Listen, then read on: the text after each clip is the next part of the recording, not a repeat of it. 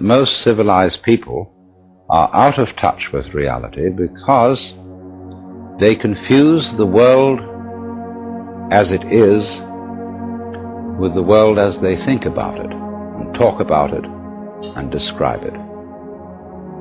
For on the one hand, there is the real world, and on the other, a whole system of symbols about that world which we have in our minds.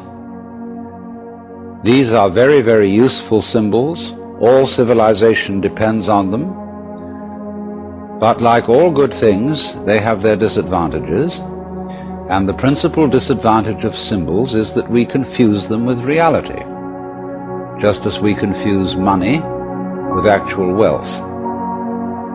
And our names about ourselves, our ideas of ourselves, our images of ourselves with ourselves.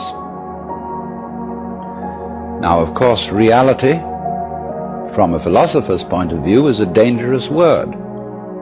A philosopher will ask me, what do I mean by reality? Am I talking about the physical world of nature? Or am I talking about a spiritual world? Or what? And to that I have a very simple answer. When we talk about the material world, that is actually a philosophical concept. So in the same way, if I say that reality is spiritual, that's also a philosophical concept. And reality itself is not a concept. Reality is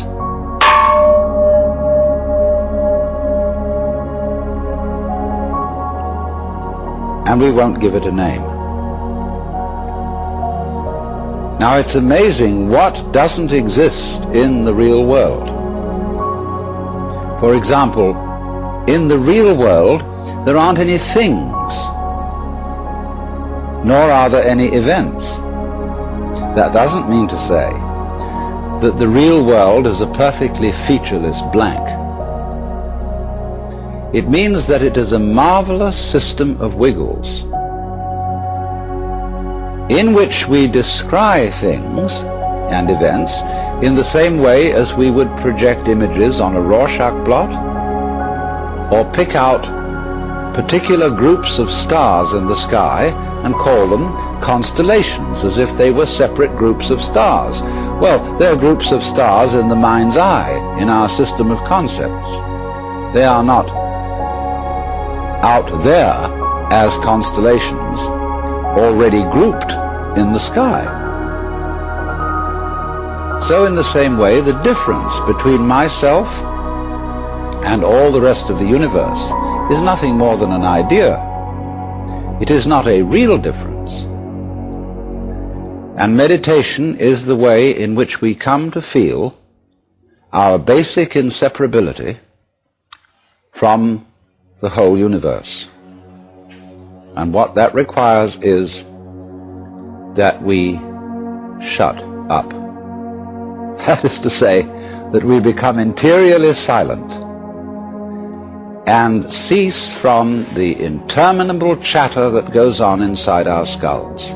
Because you see, most of us think compulsively all the time. That is to say, we talk to ourselves. And I remember when I was a boy, we had a common saying, talking to yourself is the first sign of madness.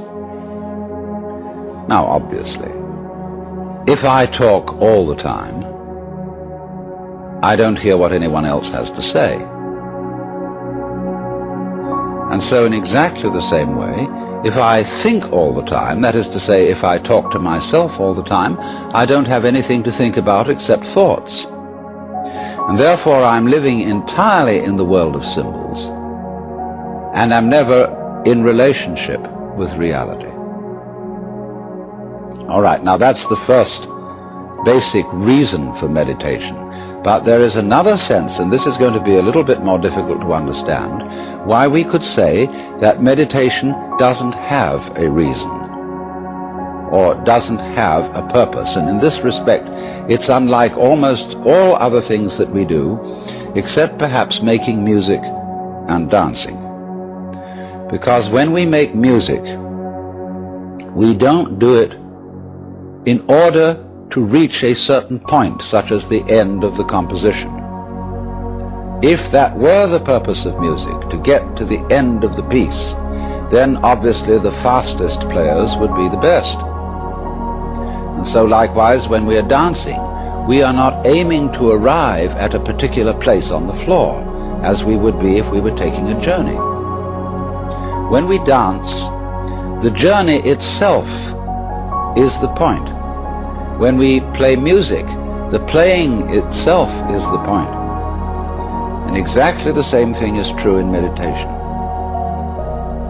Meditation is the discovery that the point of life is always arrived at in the immediate moment. And therefore, if you meditate for an ulterior motive, that is to say, to improve your mind, to improve your character, to be more efficient in life, you've got your eye on the future and you are not meditating. Because the future is a concept. It doesn't exist. As the proverb says, tomorrow never comes. There is no such thing as tomorrow. There never will be, because time is always now. And that's one of the things we discover when we stop talking to ourselves and stop thinking. We find there is only a present, only an eternal now. So, it's funny then, isn't it, that one meditates for no reason at all, except we could say for the enjoyment of it. And here I would interpose the essential principle that meditation is supposed to be fun. It's not something you do as a grim duty. The trouble with religion, as we know it, is that it is so mixed up with grim duties. We do it because it's good for you. It's a kind of self-punishment. Well, meditation, when correctly done, has nothing to do with all that. It's a kind of digging the present. It's a kind of grooving with the eternal now. And brings us into a state of peace where we can understand that the point of life, the place where it's at, is simply here and now.